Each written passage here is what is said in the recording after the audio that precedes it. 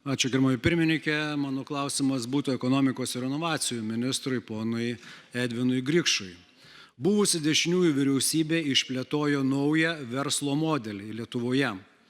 Vyriausybinių kontraktų tarpininkavimą, kuris, kaip rodo tarptautinė praktika, patenka į padidintos korupcijos rizikos zoną.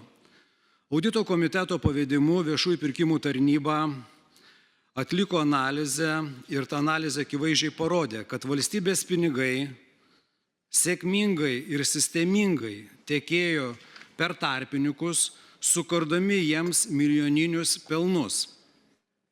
Pavyzdžiui, UAB Taiklu, kuri per 21-25 metus Krašto apsaugos ministerijos, energetikos, susisiekimo, ypač Lietuvos geležinkelių sritise, suteikė tarpininkavimo paslaugų už 104 milijonus eurų.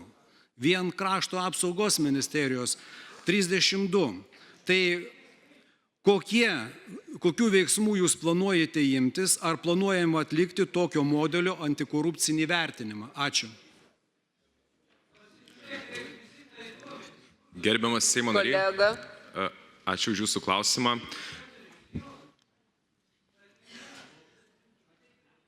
Kolega Jurgi, ar jūs leisite atsakyti į klausimą, ar jūs čia dabar pradėsite diskusijas?